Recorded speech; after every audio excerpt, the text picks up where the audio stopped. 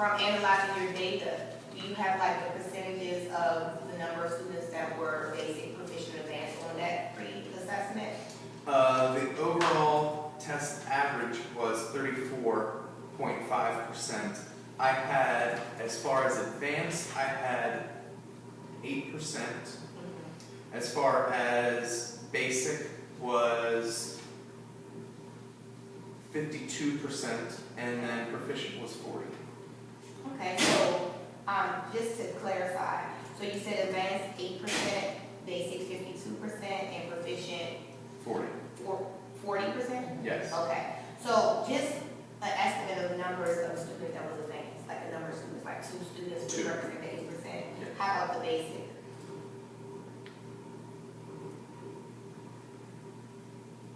11 Okay, and then the proficient? was 9. Okay, so I would say majority of the students is 52% that score basic.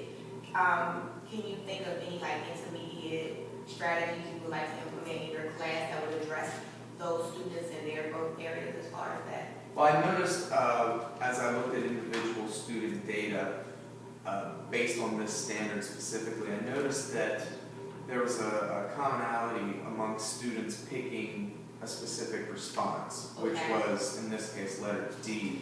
As I went back to the actual assignment itself, what was occurring was that the students were switching the factors. It wasn't asking what the product was, but it was switching the factors. So that was the commonality that I discovered. Okay. So as far as that, what type of strategies would you use in order to help the kids figure out to not switch them? My first thought was, since I do have, let's see, I believe it was 8 students that picked that same letter, that to me, during our ongoing practice and differentiation of instruction block, that to me indicates that that's a small group that I could work with during that time to address that need, since that they all seem to Your name don't come to the main office. Your name don't come to the main office. Strategy. Miss Clay. Yes. Being as though that you teach 5th grade math, do you have any additional suggestions or effective resources that would help Mr. Campbell assist his students as far as the multiplication factor? And the multiplication factor, you know, that we use hopefully in school, some type of drill, such as first math. And not only that, we do the math, I know that it has several practices from the kid itself, where boys and girls can go to almost like a center and study on how to improve the various facts, you know, multiplication facts are needed. And also can do a lot with peer tutoring, you know, buddy to buddy. Sometimes they have a tendency to pick up a bit more from their buddy than they do in an ongoing instruction, you know.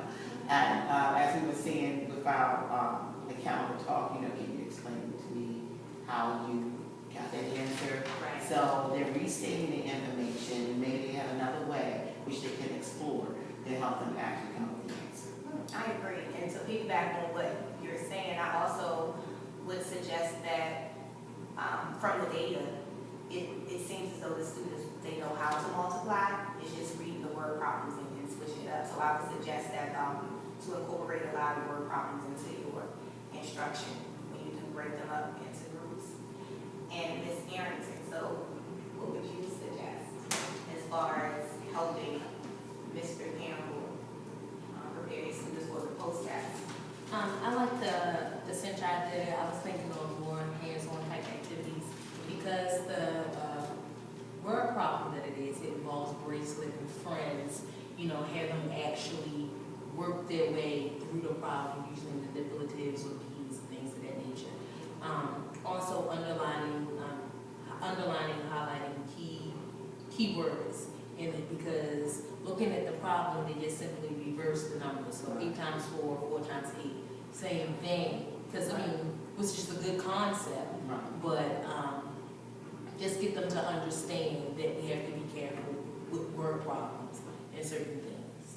And I think a lot of visualization with the word problem itself, as we talked about redraw and write, you know, so using that particular strategy boys and girls are able to just break it down and see, oh, okay, now I can see my picture